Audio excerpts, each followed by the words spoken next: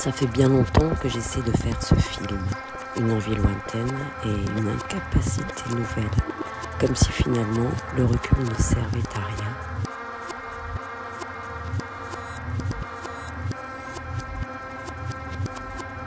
Pourquoi serait-il si difficile aujourd'hui de parler de la guerre? Tout au moins, celle qu'on appelle la Seconde Guerre mondiale. Il y a pourtant 80 ans de ça. Essayons.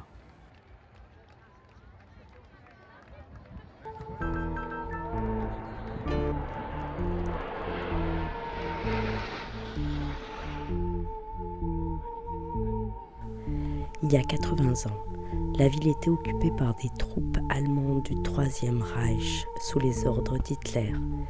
Et la libération des lieux, des âmes et des corps n'était qu'un espoir bien lointain.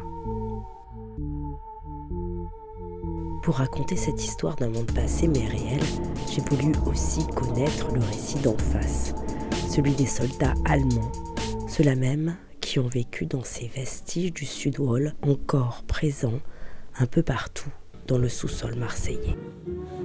Contacté, le service de la Wehrmacht m'a remis 2 noms de survivants. L'un d'eux m'a répondu par l'affirmative. Il voulait bien me rencontrer. On est allé le voir à Bollingstein, sur la frontière germano-danoise. Il s'appelait Karl Theodor Hollenberg. Et aucun de nous n'était vraiment à l'aise.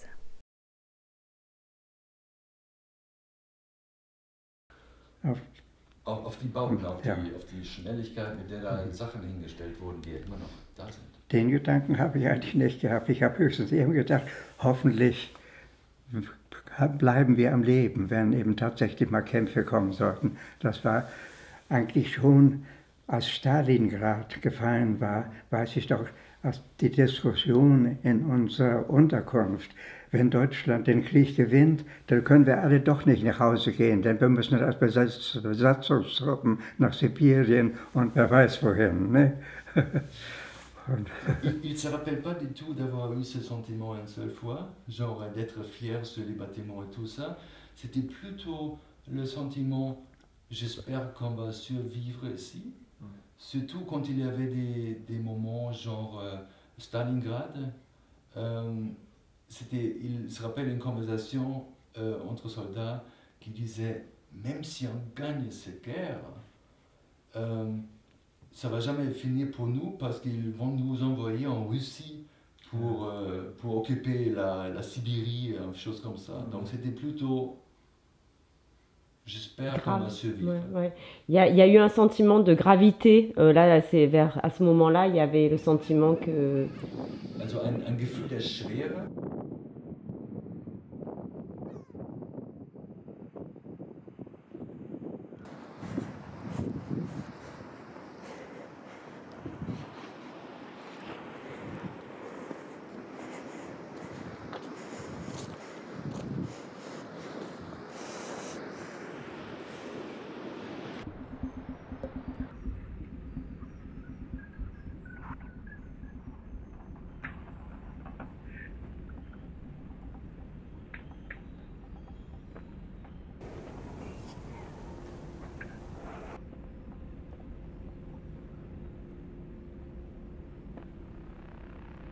Comment évoquer aujourd'hui encore l'occupation allemande et ce qu'elle a supposé d'autoritarisme et de délation pour ceux qui l'ont subi?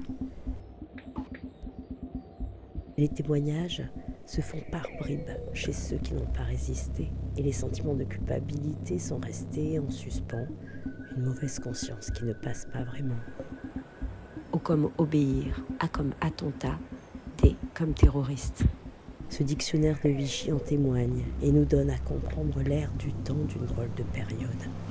Écrit durant l'occupation par des pétainistes marseillais convaincus, se raccrochant aux mots du maréchal et aux valeurs d'une révolution nationale purificatrice. La marche à suivre se décline à chaque lettre comme un ordre moral passéiste et paternaliste. On peut mesurer à sa lecture ce que résister veut dire.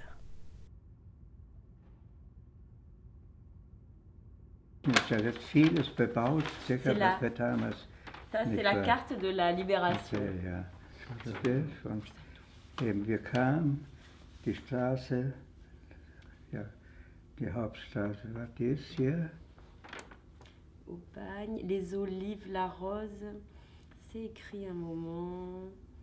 Plan de... Ici, j'ai l'impression que c'est Auch Wende, ja, diese Straße.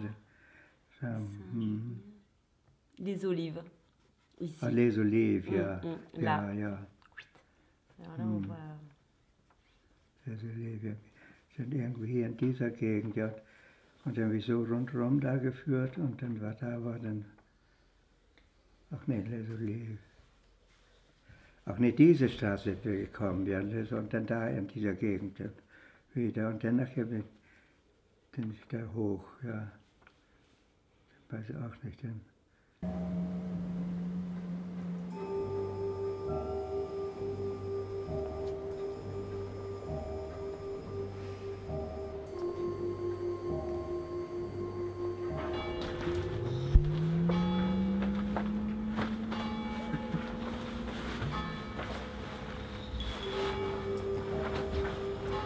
Passer dans l'autre sens. 23 août Je vais t'aider. 44. Les combats se concentrent maintenant sur le sommet de la colline, surplombant le vieux port de Marseille, où se trouve la basilique Notre-Dame de la Garde, fortifiée et armée par les soldats allemands.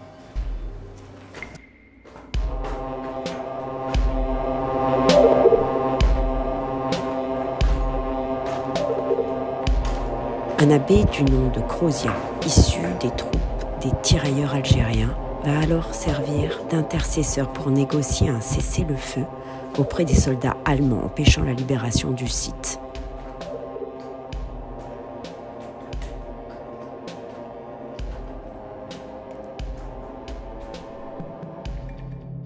Enfin, nous voici à l'abri profond de 10 mètres où le commandant ennemi se cache. Nous y descendons. Il se compose de plusieurs petits locaux échelonnés le long d'un couloir taillé à même le roc. Émotion d'y frôler des civils, des femmes, des enfants venus s'abriter là, de percevoir leur amical bonjour, leurs remerciements chuchotés au passage. Une porte s'ouvre, on m'enlève le bandeau. Je suis en face du commandant ennemi. Tout de suite, je remplis ma mission. J'ai préparé un petit discours. Je lui démontre l'inutilité de la lutte, la nécessité dans une ville comme Marseille d'éviter toute nouvelle effusion de sang, et je lui offre ainsi qu'à ses hommes une captivité conforme aux lois de la guerre. Manifestement, il est ébranlé. Il me dit « Je suis touché de votre démarche, mais je suis soldat, il faut que j'en réfère au général. » Pendant qu'il téléphone longuement, je suis sorti dans le couloir et là j'adresse une nouvelle et fervente prière à Notre-Dame. Le général a dit non, mais en me communiquant sa réponse, le commandant ajoute comme à regret « Revenez demain, la nuit apportera conseil et j'espère vous donner alors une réponse plus favorable. »